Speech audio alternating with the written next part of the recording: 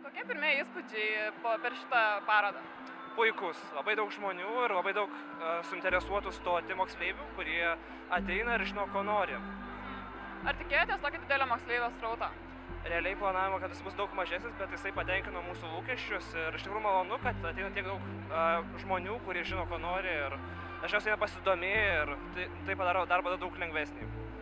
O būtent jūsų fakultetą studijuojate, daug labai motyvuotų žmonių atėjo ar nelabai? Per viduriuką ateina žmonių, kurie visai nežino, ko nori, bet ateina tikrai tokių žmonių, kurie netgi žino daugiau už patį mane.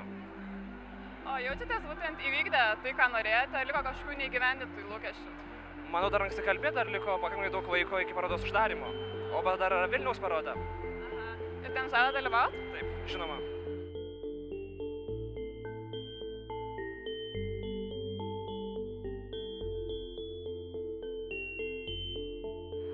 Taigi, ar jau seniai atėjote į šią parodą?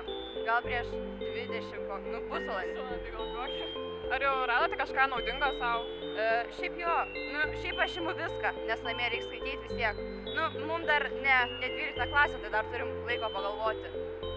Jo, aš irgi radau, pasiėmiau, kur galima parodyti, kokie fakultetai yra.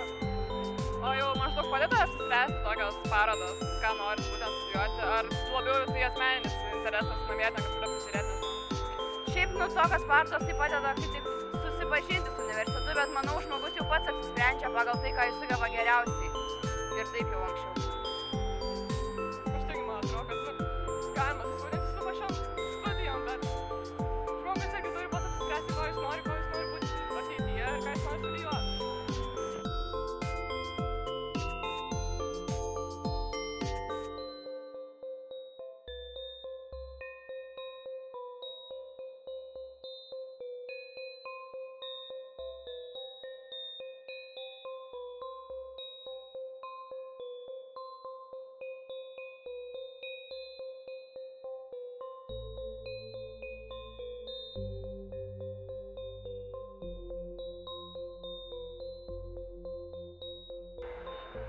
Kokie pirmieji įspūdžiai apie šitą parodą?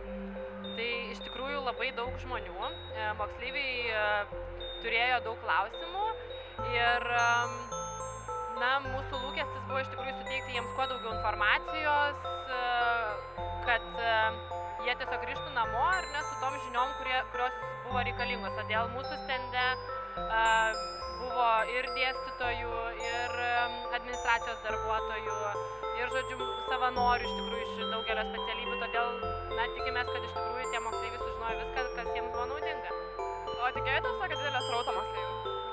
Tikėjomės, iš tikrųjų tikėjomės, kiekvienais metais ruošiamės ir visko atsivežam tiek, kad užtektų iš tikrųjų kuo daugiau moksleivių ir kad jie iš tikrųjų kuo daugiau išsivežtų iš čia, iš tos mugės. O kažkokių neįvykdytų lūkesčių buvo ar nelabai? Neįvykdytų lūkesčių? Ne, nes tas lūkestis iš principo yra susijęs su tuo, kad mes pristatom tai, kas mums patinka, savo universitetą, tai tas lūkestis toks ir yra, o atsivežam tai, ką turim geriausio, tai jau viskas ir